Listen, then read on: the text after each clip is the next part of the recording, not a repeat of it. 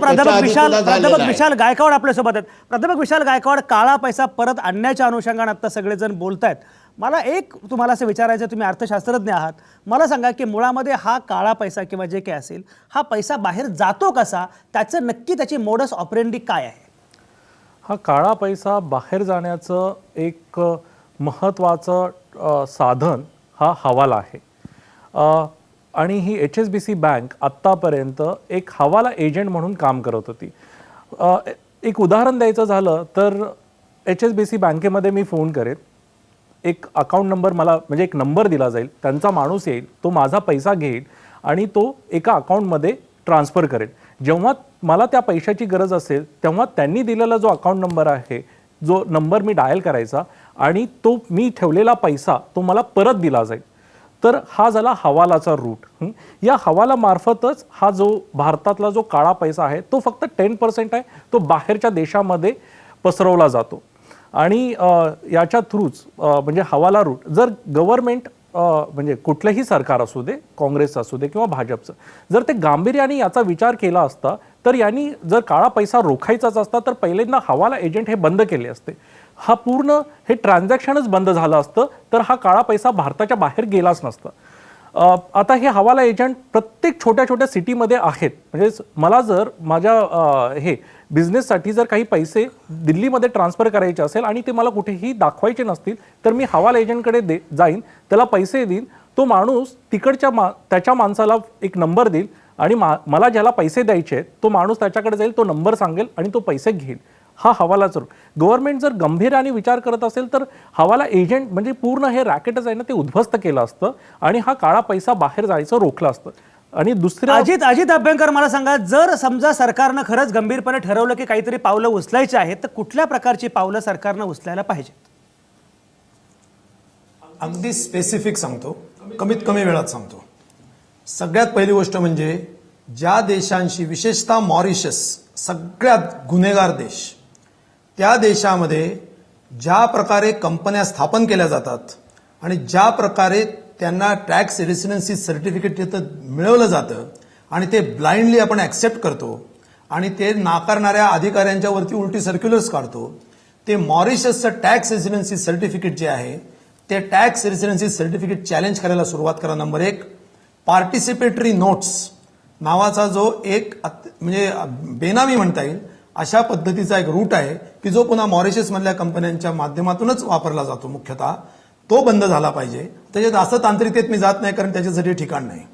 तिसरा मुद्दा म्हणजे असा की भारतामध्ये जो बेनामी ट्रान्झॅक्शन्स ऍक्ट आहे त्या ऍक्टच्या अंतर्गत नियम काँग्रेसनं गेल्या 24 वर्षात केले नाहीत, मधल्या काळात भारतीय जनता पक्षानेही केले नाहीत आणि डाव्या पक्षांनी त्याच्यासाठी दबाव आणून सुद्धा UPAच्या काळात केले नाहीत. तर ते निदान आता जे काळ्या पैशाविरुद्ध काही करण्याची भाषा करतात त्यांनी आता तरी ते करावेत. एकही प्रॉपर्टी बेनामी ट्रान्झॅक्शन्स खाली आपण ॲक्वायर करू शकलेलो नाही.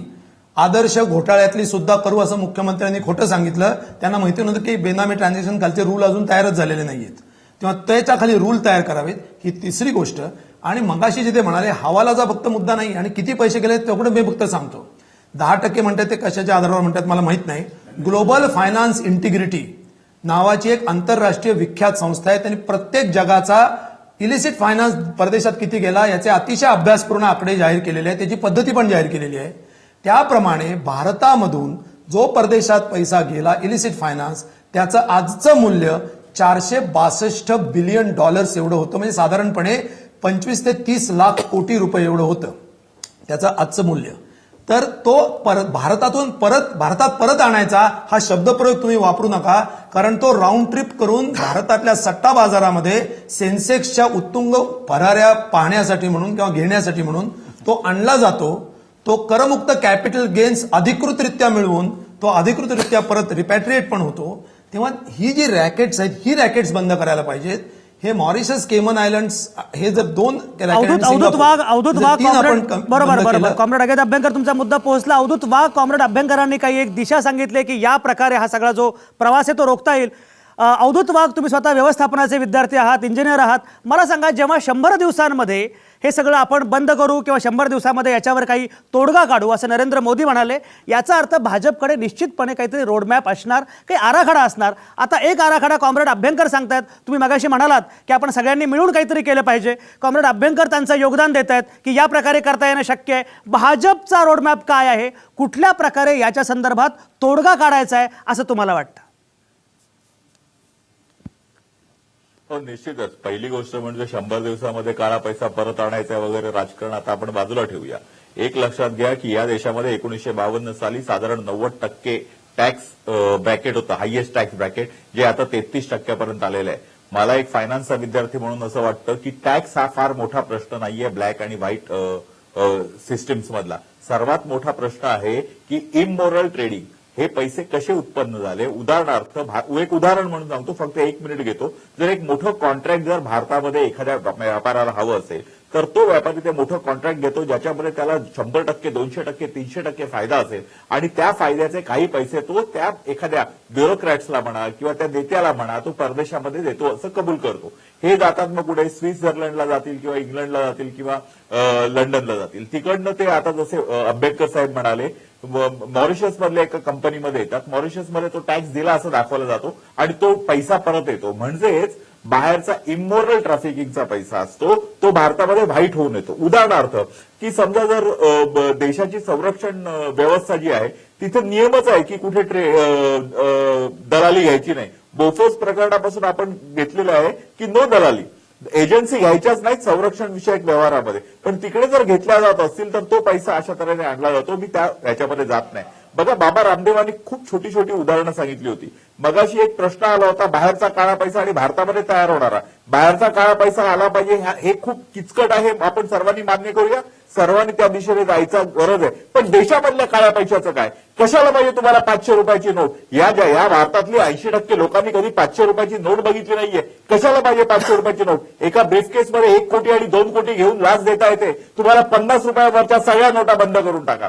तुम्हाला 10,000 रुपयाच्या वरची सर्व ट्रान्झॅक्शन बंद करून टाका.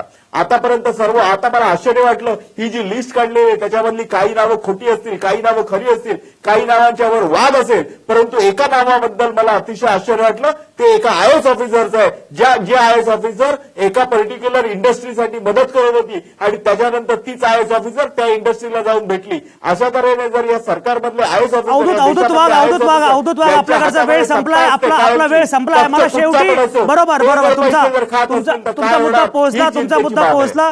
शेवटी मला जायचं विश्वंभर चौधरींकडे. विश्वंभर चौधरी, 30 सेकंद आपल्याकडे आहेत. मला एक सांगा, काळा पैसा हा मुळामध्ये निवडणुकीचा मुद्दा का होतो आणि आपल्याला आपली राजकीय संस्कृती बदलण्यासाठी काय करावं लागणार आहे? नाही, आता अभ्यंकर सरांनी एवढं स्पष्टीकरण दिलं, महाजन सरांनी सांगितलं, तर मी काही फार सांगणार नाही. फक्त त्याला जोडून 2 गोष्टी सांगतो जे माझ्यासारख्या सामान्य माणसाला ज्याला काही फार अर्थशास्त्र कळत नाही त्याच्याही लक्षात येतं. पहिली गोष्ट म्हणजे की देशांतर्गत कायद्यांमध्ये असा बदल केला पाहिजे की काळा पैसा थांबला पाहिजे. आज जे काही जमिनींमध्ये आणि सगळ्यांमध्ये चाललाय तो सगळा काळा पैसा आहे. दुसरी महत्वाची गोष्ट, इंटरनॅशनल ट्रीटीज आपल्या, जसं डायरेक्ट टॅक्सेशन ट्रीटी बद्दल बोललं गेलं तसं त्या ट्रीटीज, ते करार आपण पुनरावलोकन केलं पाहिजे आणि जे आपण सरेंडर केले ब्लॅक मनीवाल्यांना ते करून आपला स्वाभिमान, म्हणजे आता बाबा रामदेवांचं नाव निघालं म्हणून सांगतो, खरं म्हणजे आता अभ्यंकर सरांनी इतकं विवेचन छान केलं की रामदेवांच्या ऐवजी खरं म्हणजे अभ्यंकर सरांना गुरु मानलं पाहिजे, परंतु तसं होत नाहीये. ती दुर्दैवाची गोष्ट आहे. बाबांचं यातलं ज्ञान फार तोकडे, ते सोडून द्या विषय. तो मुद्दा असा आहे की काळा पैसा थांबवणं, ह्याच्यासाठी देशांतर्गत कर रचनेमधले बदल किंवा देशांतर्गत कायदे कडक करणं आणि बाहेरच्या पैशासाठी ट्रीटीज आपल्या कडक करणं, ह्या 2 मुद्द्यांवरती होईल.